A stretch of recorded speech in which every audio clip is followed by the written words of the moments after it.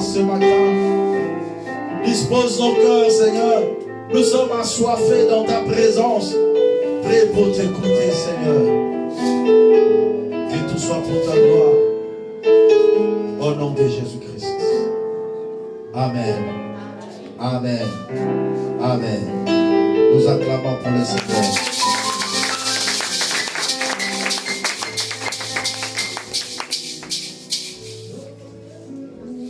une part selon sa famille.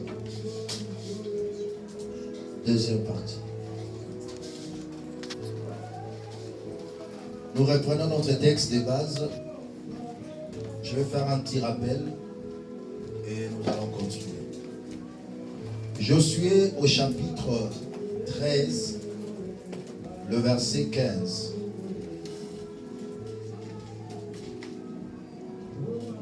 Josué au chapitre 13, le verset 15. Moïse avait donné à la tribu des fils de Ruben une part selon leur famille. Je reprends.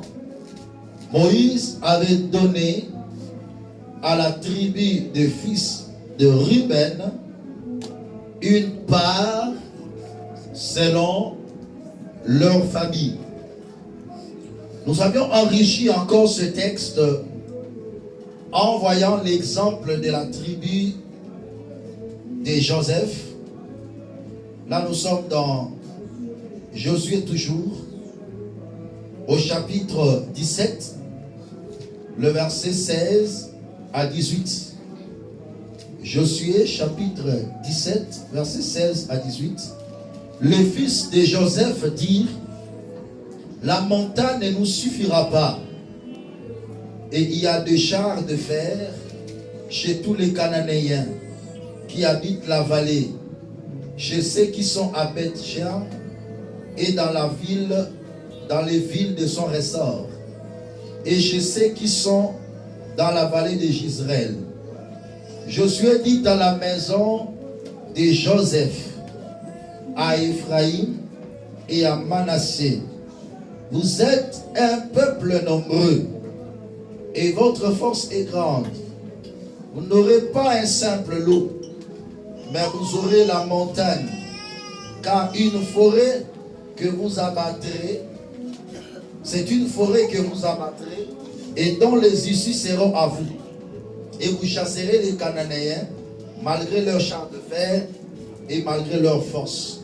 Deuxième dimension, on nous montre l'exemple de Joseph, qui était une tribu qui avait beaucoup de gens, beaucoup de monde. Et ils ont dit: la part que tu nous as donnée est insuffisante par rapport à notre nombre. Donne-nous encore une quantité ou une part très très importante. Ainsi, Moïse et Josué plutôt ajouta encore une forêt au-delà de la montagne qui leur avait été donnée. Amen. Et nous avions dit ceci: Dieu traitait avec Israël en fonction de chaque tribu. La part de l'héritage, lorsqu'on commençait à distribuer ou à partager Canaan, était en fonction de chaque tribu. Donc, il donne une part en fonction de la famille. Et j'avais dit ceci: chaque famille est servie en fonction de leur généalogie, en fonction de leur nombre, de leur quantité, et c'est aussi en fonction de l'héritage qui a été promis, c'est-à-dire une promesse qui appartenait à cette famille. Je donne l'exemple parfois de Caleb, lorsque il avait reçu la promesse par Moïse en disant: je te donnerai cette montagne où tu avais foulé la plante de tes pieds. 40 ans après, Caleb pouvait réclamer parce que c'était une promesse qui lui a été donnée. Donc il y a certaines familles qui sont bénies par rapport à la promesse qu'ils avaient reçue de Dieu. Mais n'oubliez pas, il n'y a pas seulement de bonnes promesses, il y a aussi de mauvaises promesses qu'on appelle la malédiction. Donc si dans d'autres familles, on promet que vous aurez la richesse, vous aurez le bonheur, vous serez stable, crois-moi bien, il y a aussi dans certaines familles où il y a des paroles de malédiction qui ont été sorties sur cette famille, que vous n'allez jamais avancer, vous n'allez jamais progresser. Et vous allez voir cela, que chaque personne sera servie selon sa famille, selon l'esprit qui règne sur sa famille. Donc, allez-y comprendre. Même le comportement d'une personne est aussi parfois fonction de l'héritage de la famille. Fonction de style de vie qui a été imposé par la famille. Et ça, c'est très important. Nous avions vu l'exemple d'Abraham avec Lévi. Je veux reprendre ça parce que c'est par là que nous allons continuer notre enseignement. Hébreux chapitre 7, versets 1 à 9. Hébreux chapitre 7, versets 1 à 9. La Bible déclare: en effet, ce Melchisédek, roi de Salem, sacrificateur du Dieu très haut, qui alla au-devant d'Abraham, lorsqu'il révélait de la défaite du roi, qui le bénit, et à qui Abraham donna la dîme de tout, qui est d'abord roi de justice, d'après la signification de son nom, ensuite roi de Salem, c'est-à-dire roi de paix, qui est sans généalogie, qui est sans père, sans mère, sans généalogie, qui n'a ni commencement de jour, ni fin de vie, mais qui est rendu semblable au Fils de Dieu. Ce Melchisédek demeure sacrificateur à perpétuité. Considérez combien est grand celui auquel le patriarche Abraham donna la dîme du butin.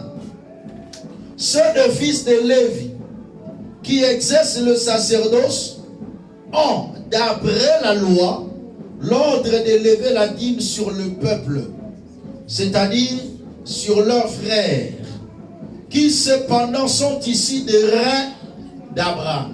Qui sont ici des reins d'Abraham. Et lui, qui ne tirait pas de son origine, il leva la dîme sur Abraham et il bénit celui qui avait la promesse. Or, c'est sans contredit. C'est l'inférieur qui est béni par le supérieur. Et ici, celui qui perçoit, ou ceux qui perçoivent la dîme, sont des hommes mortels. Mais là, celui dont il est attesté qu'il est vivant.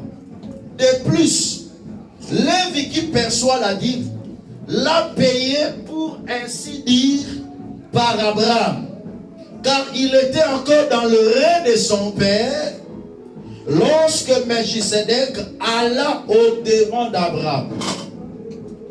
Nous avions dit ceci, écoutez bien l'explication de ce texte. Abraham à son tour rencontra Dieu. Lorsqu'il revenait de la victoire, il est allé délivrer Lot. Il a remporté la victoire et il a pris le butin. Le butin, ce sont le revenu de la guerre. Sur le chemin, il rencontra Dieu, Melchisédek. Il lui donna la dîme de tout ce qu'il avait. Le 1/10 de son revenu de guerre, il paya à Dieu. La Bible déclare, dans le sein d'Abraham, Lévi qui était dans le sein d'Abraham. Mais or que Lévi est venu quand? Abraham engendra Isaac. Isaac engendra Jacob. Et Jacob engendra Lévi. Donc Lévi est la 4e génération d'Abraham. Mais la Bible déclare, pendant que Abraham payait la dîme, Lévi aussi le payait parce qu'il était dans le sein d'Abraham. Donc pour dire que le traitement que Lévi devait subir plus tard était fonction de l'action qu'Abraham fait aujourd'hui. Est-ce que quelqu'un est en train de comprendre? La Bible déclare, Lévi a eu le pouvoir de percevoir la dîme parce que lui aussi en a payé, mais pendant qu'il était dans le sein d'Abraham. C'est-à-dire les actes que moi je pose aujourd'hui, mes enfants en sont bénéficiaires. Les fils de mes enfants en sont bénéficiaires. Mes arrière-petits-fils en sont bénéficiaires. Donc on va dire ceci. Lévi est traité selon sa famille. Parce que sa famille hérite la bénédiction d'Abraham. Pourquoi aujourd'hui on peut dire, selon la promesse que Dieu a donnée à Abraham, que toutes les familles de la terre seront bénies en toi? Parce que Abraham a cru à Dieu. L'héritage physique d'Abraham reçoit la bénédiction. Et nous, l'héritage spirituel, parce qu'il est écrit, tous ceux qui croient au Seigneur Jésus-Christ sont les fils d'Abraham le croyant. Nous aussi, nous bénéficions de cette grâce. Mais là où je vais relever plus l'aspect spirituel et continuer aujourd'hui, là où je me suis arrêté la fois passée, et que la Bible déclare que Lévi était encore dans le règne d'Abraham pendant que Abraham payait la dîme. Il n'était pas encore né, mais il était dans le sein d'Abraham, dans le règne d'Abraham. Je vous avais dit, la vie d'un enfant est fonction des reins de son père et de la matrice qu'il a portée. Alléluia. Amen. Ça c'est très important. Vous vous souvenez un jour, lorsque les gens étaient venus pour célébrer Jésus, ils ont dit, heureux le Saint qui t'a porté. Pourquoi? Parce qu'ils pouvaient dire, c'est la qualité de la matrice fait sortir un bon enfant. Donc l'enfant est le résultat de rein de son père et de la matrice de sa mère. Mais cependant, Jésus n'était pas le fruit du rein ou de sang de Marie. Voilà pourquoi il a répondu, heureux plutôt ceux qui écoutent la parole de Dieu et la mettent en pratique. Parce que les qualités que je dégage ne proviennent pas de Marie. Il était Dieu. Amen. Alléluia. Est-ce que quelqu'un peut acclamer pour Jésus? Amen.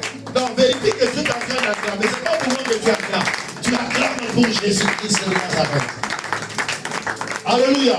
Mais suivez-moi bien. Chaque enfant est fonction de rein. Là où il est venu. Quand je parle de rein, je vois le papa. Quand je parle de l'utérus, de la matrice, je vois la maman. Quelle est la qualité de ton rein? Quelle est la qualité de ta matrice? Tu sauras la qualité de l'enfant que tu seras sorti dans ce monde. Voilà pourquoi, bien-aimé dans le Seigneur, la matrice d'une femme est comme une piste d'atterrissage. D'où les esprits proviennent d'en haut, auprès de l'éternité, auprès de Dieu, et entrent dans le monde en passant par le rein et la matrice. Voilà pourquoi chaque enfant de Dieu doit comprendre la valeur de ses reins. Et doit comprendre la valeur de sa matrice. C'est très important. Ce sont des domaines importants qu'il ne faut jamais souiller, mais qu'il faut protéger. Aujourd'hui, vous allez comprendre encore beaucoup de mystères.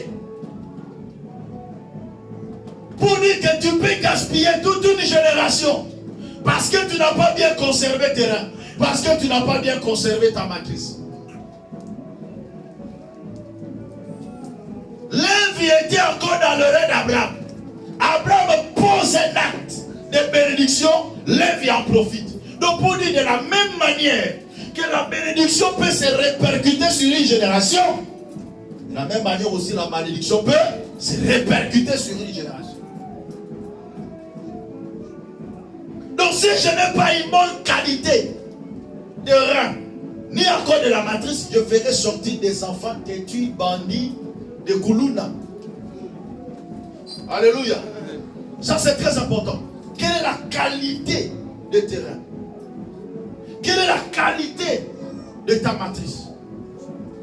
Aujourd'hui, le monde des ténèbres cherche toujours à détruire ces deux choses dans la vie des gens. Et la voie par excellence, ce n'est pas le sexe. Pour atteindre tes reins ou pour faire exploiter ton rein, ce n'est pas le sexe. Pour atteindre ta matrice ou pour exploiter ta matrice, ce n'est pas le sexe. Même dans le monde d'occultisme, pour détruire correctement la vie d'une personne qui passe par là, c'est le moyen le plus facile que les esprits peuvent s'échanger de gens. Quitter une personne pour une autre personne, ça se passe par là. Mais aujourd'hui, le diable ajoute encore un deuxième élément par l'anus. Là maintenant, les occultistes travaillent encore beaucoup par rapport à ça. Donc chaque enfant de Dieu doit comprendre qu'il ne doit jamais blaguer avec son sexe, moins encore avec sa matrice ou ses reins. Laisse-moi vous parler avec toute la liberté d'esprit. Vous savez, lorsque la maman de Samson a conçu, qu'est-ce que l'ange lui a dit? Tu vas concevoir, mais arrête, tu ne prendras ni liqueur enivrante, ni vin. Car la qualité de l'enfant qui est en toi là ne va pas bien corroborer avec le vin et les boissons enivrantes. Donc si cette femme veut conserver une bonne qualité de son enfant dans le sein maternel, elle doit se discipliner. Tu vois ça? Pourquoi Dieu l'a défendu? Parce que c'est la maman qui définit ou qui peut définir la qualité de l'enfant qui fera sortir. Donc dès le sein maternel, on peut détruire la vie d'une personne. Partant des reins, on peut détruire ta vie. Alléluia. Oh, alléluia. Là, on a lobby, parce que je dois parler, je n'ai pas encore parlé. Dites amen très fort que j'avance. Donne-moi encore un amen bien. Amen. L'enfant sera consacré dès le sein maternel. Commence à préserver l'enfant déjà dans le sein maternel. Il dit, tu ne prendras ni liqueur enivrante, ni vin. Même dans le temps de naissance de Jean-Baptiste, le même ordre a été donné. Nous vous dit que tu peux définir l'avenir d'une personne depuis le sein maternel, depuis le rein. Lévi, je répète encore, était dans le rein de son père pendant que son père payait la dîme. L'acte de bienveillance, l'acte de foi que le père pose, il lègue les conséquences aux enfants. Alléluia. Mais comment ça se transmet? Cette valeur, cette capacité spirituelle, cet héritage spirituel, ça se transmet comment? Si je parle d'un bon héritage, c'est que je parle aussi d'un mauvais héritage. Si je peux parler d'une bénédiction qui se transmet, je dois aussi parler de la malédiction qui se transmet. Car il est écrit que Dieu punit l'iniquité de père sur les enfants jusqu'à la 3e et la 4e génération. Premier mode de transmission, écrivez cela, c'est de père au fils. Ou de mère au fils. C'est très important. De père au fils ou de mère au fils. Parce qu'un enfant mélange le chromosome de la maman et de papa. Donc il reçoit le deux qualités de vie. Et c'est ce qui constitue cet enfant. Alléluia. C'est ce qui constitue cet enfant. Non seulement moi là, papa Zagamaïle, maman Zagamaïle, moi la vie soba. Tout à la bien. Parce que papa on a peine ça y est, tout dit. Parce que chaque enfant est le reflet de ses parents. De père au fils. Exode 20, verset 5. Exode 20, verset 5. Qu'est-ce que Dieu dit? Tu ne te prosterneras point devant elle, et tu ne les serviras point. Car moi, l'Éternel, ton Dieu, je suis un Dieu jaloux, qui punit l'iniquité des pères sur les enfants, jusqu'à la 3e et à la 4e génération de ceux qui m'haïssent. Pourquoi la malédiction ou la bénédiction doit se transmettre? Parce qu'on doit continuer. Verset 6. Et qui fait miséricorde jusqu'à 1000 générations à ceux qui m'aiment et qui gardent mes commandements. La malédiction s'arrête à combien? À la 4e génération. Là c'est la malédiction. Mais la bénédiction peut aller jusqu'à la 1000e génération. C'est très important.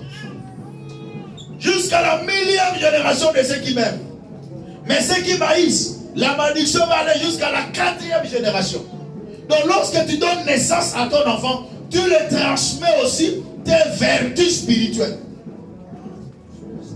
Ça peut être des vertus négatives ou positives. Et cela se fait par le sang. Parce que lorsque tu donnes naissance, tu diras, c'est mon sang. C'est quelqu'un qui est en train de comprendre. Tu vas dire que ça, c'est mon sang, c'est mon enfant. De la même manière que tu diras, c'est le représentant de ma vie. Ce que je suis, c'est ce qu'il est aussi. Les vertus spirituelles qui est à moi, c'est ce que je donne à cet enfant. Voilà pourquoi j'aime dire à quelqu'un, deux parents païens qui donnent naissance à un enfant, et l'enfant meurt à l'âge de 3 mois, cet enfant ira en enfer. Alléluia. Deux parents païens qui donnent naissance à un enfant. Cet enfant meurt à l'âge de 3 mois. Cet enfant ira en enfer. Donc il dit, mais pasteur, c'est un ange de l'éternel. Non, non, non. Ce n'est pas un ange de l'éternel. Jean chapitre 3, verset 6 va s'accomplir. Ce qui est né de la chair est chair. Ce qui est né de l'esprit est esprit. Ce qui est né d'un païen est païen. Ce qui est né d'un chrétien est chrétien. Alléluia. Est-ce que quelqu'un est en train de comprendre? Amen. Tu donnes la qualité de ta vie à ton enfant. Voilà pourquoi il est important de se sanctifier. Afin de léguer un bon héritage. Lorsque tu dis c'est mon sang, que ce sang-là aussi soit un sang pur. Un sang béni de Dieu. Un sang sanctifié, non pas un sang souillé. La première manière de transmettre. Voilà pourquoi je vous ai dit. Il y a certaines personnes ou certaines familles, je vais donner plus l'exemple des familles royales. Ce sont des gens qui n'aiment pas trop mélanger des semences. Afin de conserver la race royale. Vous allez voir un prince, on va lui chercher encore peut-être une autre princesse quelque part. Pour ne pas mélanger des semences. Afin quelque part qu'on brise la lignée royale. Je vous ai donné l'exemple de cet enfant qui a été rejeté de la famille royale en Angleterre. Parce qu'il a épousé une autre femme. Certes, c'est une femme célèbre, mais qui n'était pas prédestinée, selon eux, à épouser un prince.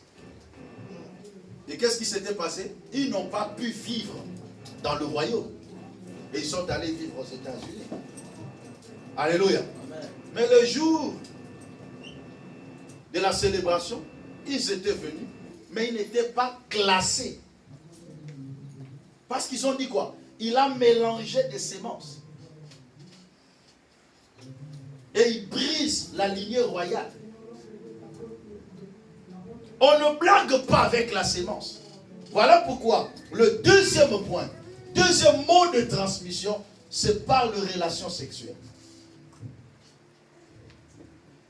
Là maintenant, on quitte des mêmes familles, on va maintenant ailleurs. Tu peux récolter une malédiction venant d'une personne facilement par le sexe. Un moyen le plus facile. On va lire 1 Corinthiens chapitre 6, le verset 16. J'aimerais qu'on sorte de ces lieux disciplinés. Surtout dans ce domaine. 1 Corinthiens 6, verset 16.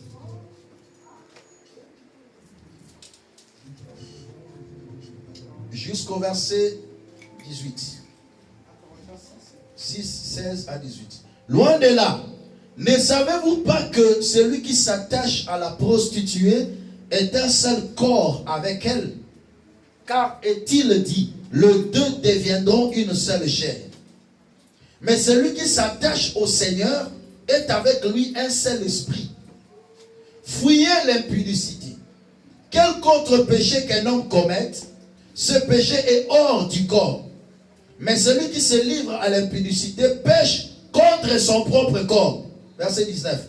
Ne savez-vous pas que votre corps est le temple du Saint-Esprit qui est en vous, et que vous avez reçu de Dieu, et que vous ne vous appartenez pas à vous-même?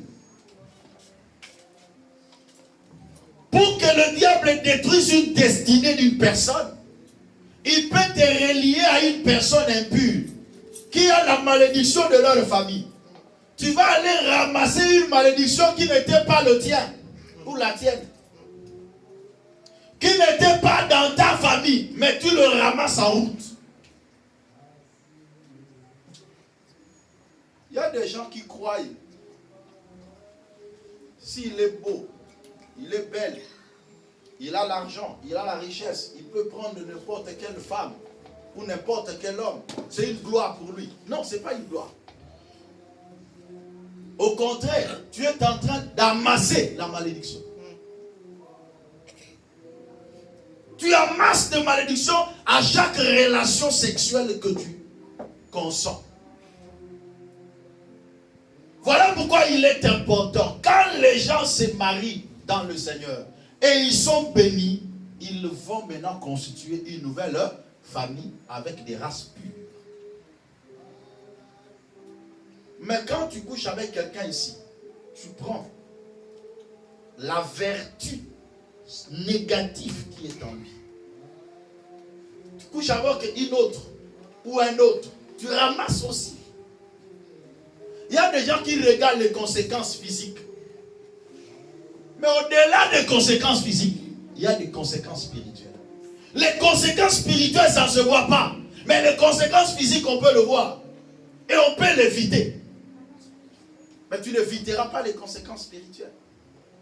Parce qu'il n'y a que dans l'acte sexuel que deux personnes deviennent une même chair. Quand on dit ils deviennent une même chair, c'est parce qu'il y a contact de sang de deux personnes. Or que la bénédiction d'une personne réside dans le sang. Et la malédiction aussi d'une personne réside dans le sang. Quand tu t'accouples avec une personne, vous faites l'échange de malédiction.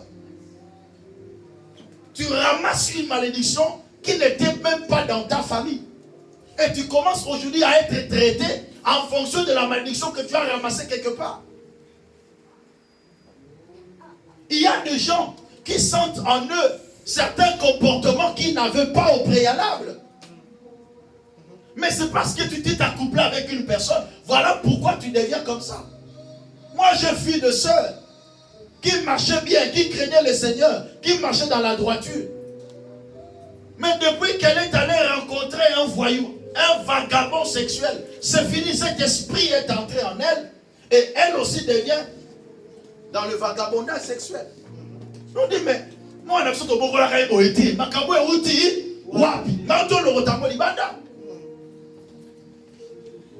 alléluia. Il a ramassé ça à l'extérieur. Et il amène une malédiction, un feu étranger à la maison. Bien-aimé dans le Seigneur, le corps d'une personne, d'une femme, est comme un dépôt. Chaque homme qui entre dépose ses vertus négatives. Allez-y comprendre. Tu rencontres un homme ou soit une femme auprès de qui beaucoup de gens ont déposé. Et toi aussi tu viens, tu prends ta part. Mais tu ne prends pas seulement d'une seule personne. Tu prends aussi ceux qui t'ont précédé. Laisse-moi vous expliquer comment les démons se multiplient au travers de la relation sexuelle. Vous devenez. Là, tu veux. Papa Franck, aidez-nous. Venez aussi. Je vais vous expliquer par des exemples concrets. C'est important. Le frère de Rivel rencontre la sœur dans une relation sexuelle. Ok? On dit les deux deviendront une seule chair. Si dans leur famille, il y avait un lien de célibat, ici il y avait une malédiction de la pauvreté. Mais là quand même ils sont bénis, mais ils ne se marient pas. Ici, ils peuvent se marier, mais ils sont pauvres. Est-ce que tu comprends? Les vertus négatives qui ils sont à deux. Ils font une relation sexuelle. Lui prend sa part, il dépose. Il prend sa pauvreté, il dépose ici. Donc lui, au-delà du célibat, elle reçoit aussi la pauvreté. Est-ce que quelqu'un comprend? Lui part. T'écartes un peu. Il est parti avec quoi? Le célibat. Au-delà de la pauvreté qu'il avait déjà. Papa Franck vient. Lui maintenant, il a un esprit de vagabondage sexuel. Il rencontre la dame qui a déjà comme 2 malédictions en elle. Tu comprends ça? Donc une malédiction était venue ici. Il pense avec elle. Lorsque Papa Franck se relie à elle, directement, Papa Franck dépose sa malédiction sur elle de vagabondage sexuel. Et Papa Franck de son côté récupère la pauvreté et le lien de célibat qui était en elle. Quelqu'un comprend? Donc Papa Franck maintenant en a combien? 3. Elle qui était une bonne fille à la maison. Elle vivait bien dans sa maison. Mais elle rencontre Papa Franck. Qu'est-ce qu'elle reçoit? Elle reçoit le vagabondage sexuel, la pauvreté et le célibat. Pour un seul acte sexuel qu'elle a posé, elle qui était clean, mais elle amasse. Mais là, c'est parce qu'elle n'avait rencontré qu'une seule personne. Mais s'ils étaient 2, s'ils étaient 3, s'ils étaient 5, quel serait son sort? Est-ce que quelqu'un comprend? Tu vois que tu peux rencontrer une seule personne dans ta vie, tu détruis toute une destinée. À cause d'un plaisir de 5 minutes. Merci beaucoup. Acclamez pour Jésus. Ezaka lokumute. Nani bali basutukila ngai. Ngabasi baladanga. Eza honneur te. C'est un danger pour toi. C'est un danger. Prie Dieu pour qu'il puisse te conserver. Que tu puisses te conserver pour une seule personne. La gloire reviendra au Tout-Puissant. Et ça va nous le kumute. Ata ba memeli yomo yofele. Dans la qualité spirituelle ya motu. Ata ba futeli yongo mbongo ba pesi yongo. Mbongo ekosomba malédiction te. L'argent ne peut pas enlever l'impureté qui était dans l'homme. Non. La Bible déclare, que donnerait un homme en échange de son âme? Qu'est-ce qu'on va te donner pour que toi tu donnes ton âme? À cause de bijoux, à cause de l'argent, à cause de voitures, tu amasses une grande quantité de malédictions. Mais tu peux rencontrer un magicien qui prélève ta grâce. Au-delà de ce qu'il va déposer, il prélève même de bonnes choses que tu avais. Parce que n'oubliez pas, je n'ai pas dit un point ici, sur les qualités. Parce que lorsque tu rencontres quelqu'un, il prend aussi sur tes qualités. Mais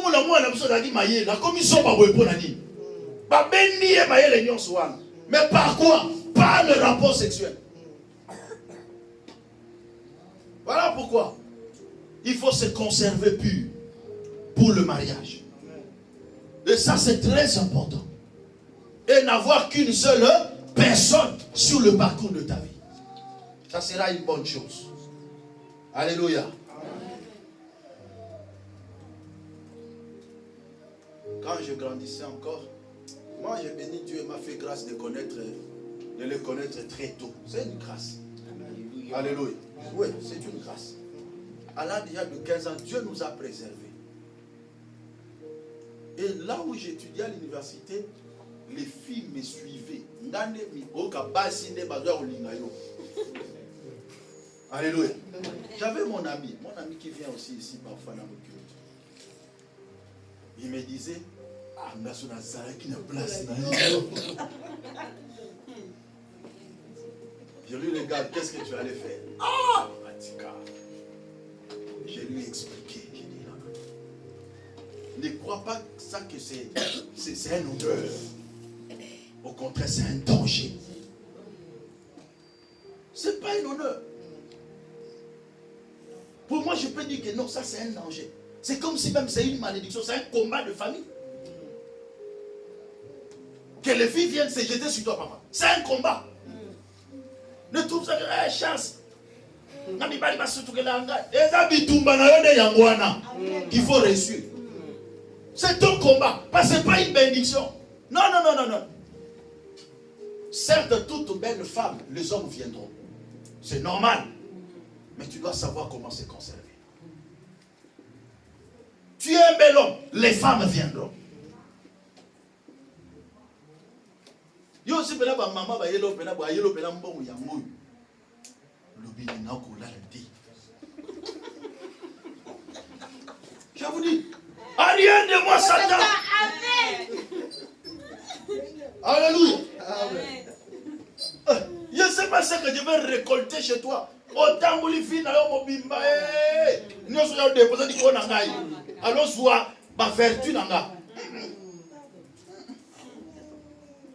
Frère, ta sémence est sacrée. Amen. Ne la jette pas n'importe où. Amen. Ta sémence est sacrée, frère. Quand vous avez dit que nous avons déposé la sémence, non, non, non, non. Conserve ça, c'est sacré. Amen. Ma soeur, ton corps est sacré. Ce n'est pas n'importe qui peut voir ça. Voilà pourquoi je vous dis, même par rapport à votre manière de s'habiller, tu dois savoir protéger les parties intimes. C'est très important. Les forces du mal, les esprits méchants, les démons, peuvent jouer avec ça, même de loin. Même de loin. Alléluia. Voilà comment quelqu'un peut prendre la malédiction à l'extérieur et il l'amène dans sa maison. Troisième méthode de transmission, c'est par les fréquentations. Les fréquentations. 1 Corinthiens chapitre 15, verset 33. 1 Corinthiens 15, 33. Ne vous y trompez pas. Les mauvaises compagnies corrompent les bonnes mœurs. Revenez à vous-même, comme il est convenable, et ne péchez point, car quelques-uns ne connaissent pas Dieu. Je le dis à votre honte. Dis-moi celui que tu fréquentes, je te dirai qui tu es. La vie d'une personne est le reflet de sa fréquentation. Un chrétien ne peut pas fréquenter le païen. Soit c'est dans un cadre professionnel et on reste là. Toi, tes amis, c'est ton tour de païen.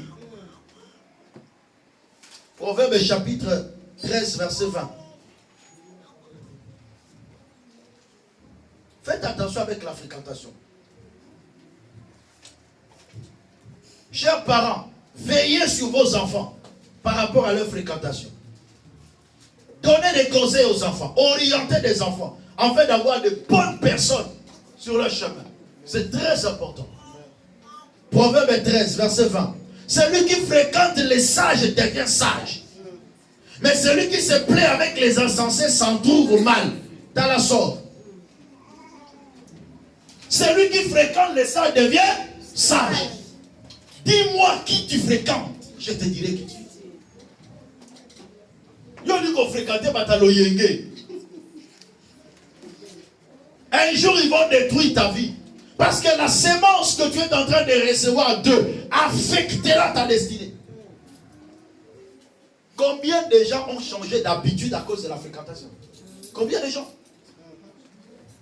Combien de gens étaient de bonnes personnes, mais après avoir fréquenté de mauvaises personnes, ils deviennent aussi de mauvaises personnes. Tu peux amasser une malédiction par la fréquentation.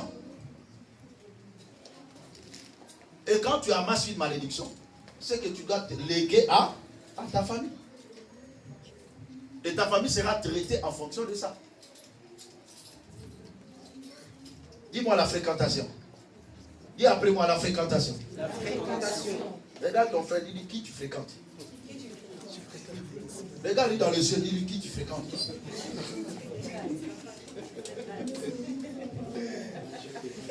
Alléluia. Ma copine, mon ami, mon pote, quelle est la qualité de sa vie? Bien sûr. Quelle est la qualité de sa vie? Alléluia. Il faut savoir choisir. Fais un bon choix. Si tu veux avoir un ami, fais un bon choix. Moi d'ailleurs, je n'aime pas que les gens aient des amis. C'est ça. Que tu puisses avoir des connaissances, pas des amis. Soyons amis dans le Seigneur. Amen.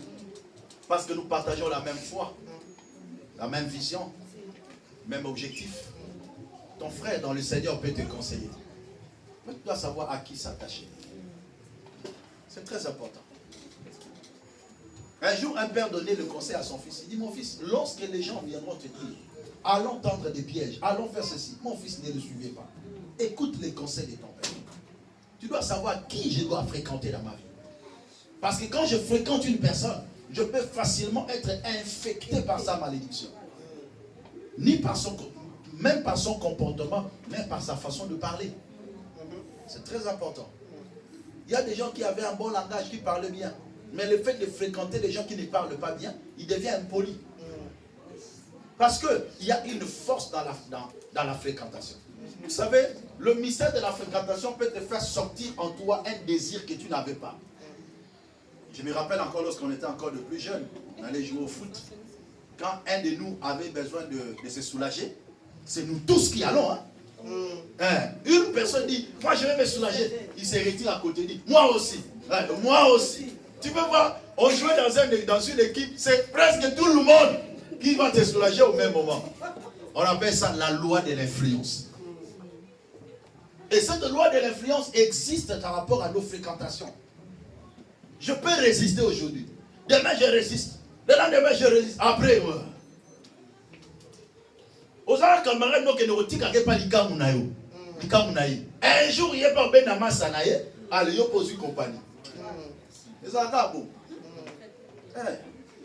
Qui tu fréquentes? Et bien, il y a un rotikaye. Il y a un rotikaye. Quand on dit que au monde, il m'a envoyé ça, il y a un mécanisme. Alléluia. Mécanisme, c'est mon code. Mécanisme,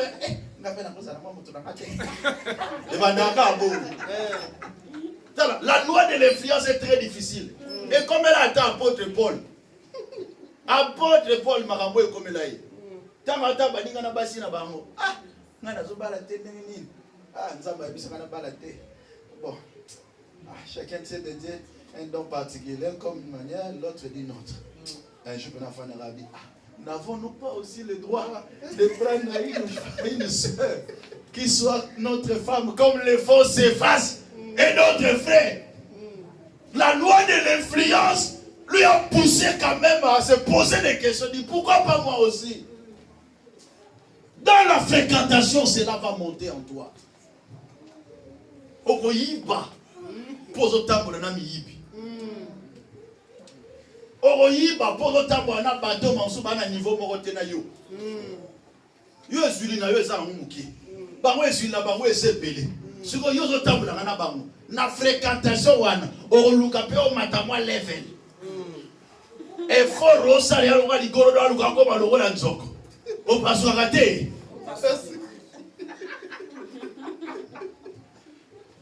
Bah foyer sobe ba poani, loi de l'influence. C'est que vous êtes en train de copier à l'extérieur, vous le ramenez dans la maison. Et les foyers se gâtent. Les foyers se gâtent. Qu'est-ce qui fait qu'aujourd'hui même en Europe, la vie des foyers se détruit? C'est à cause de la loi de l'influence. Vous soyez dans Potosika. Si vous voyez couple Potosika, maman il les en a noté. Fréquentation bandit. Ah, ma rameta la raboye. Ah, au Monica Fouad, les arrières moi si. Papa tient les sous la carte. La loi de l'influence. Yo bon la raté. On l'a dit. Il y a ce loco. Donc papa le bon on va la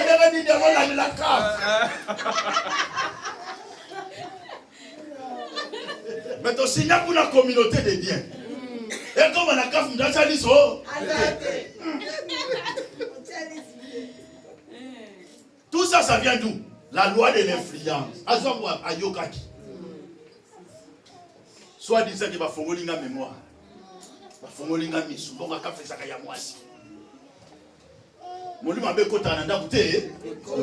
La division commence à s'installer. Petit à petit. Bon, à moi, si je vais petit à petit. Les gens vont s'installer.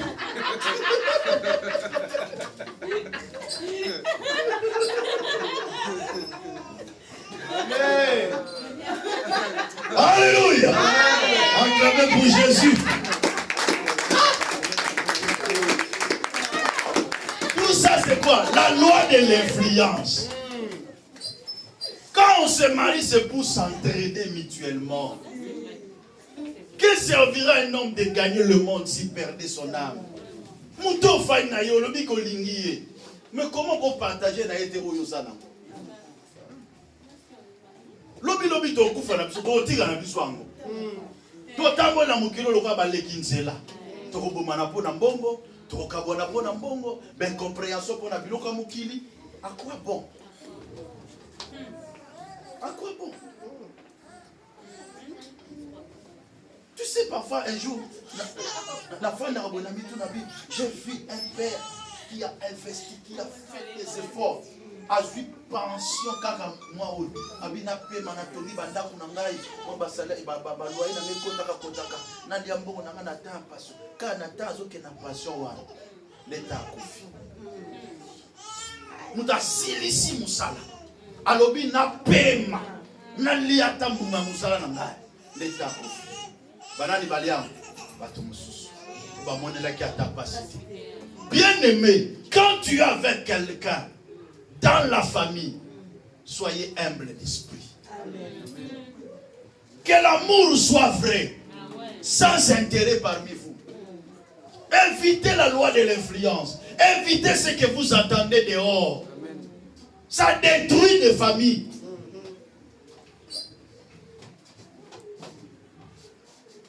Est-ce que quelqu'un a compris? Amen. Je vais continuer le dimanche prochain par la grâce. L'important, c'est que nous puissions mettre en pratique ce message. J'ai encore des choses très importantes à vous dire. Dans cet enseignement, on va développer beaucoup de choses. Et après ça, je vais faire une tournée de la famille. Je viendrai dans chaque maison pour la prière. Dieu nous avait révélé cela. Nous allons faire ce travail avec le frère de River. On va faire un agenda. On va passer dans chaque maison. On va prier le Seigneur. On va prier pour les familles. Donc préparez-vous à nous recevoir avant le 25 septembre. Avant le 25 septembre, Dieu va faire le tour de toutes les familles. Donc on va commencer déjà ça à partir du début septembre. On va faire un programme comme ça. Est-ce que quelqu'un me comprend? Amen. Très important. On doit venir prier, partager avec vous la parole de Dieu, nous donner des grandes lignes, des orientations. Et le Seigneur vous fera des grâces. Nous allons venir enlever toutes les malédictions qui pesaient sur votre famille. Et nous allons déclarer des paroles de bénédiction sur vous. Amen. Amen. Que le Seigneur vous bénisse. Que le Seigneur bénisse sa parole. Amen.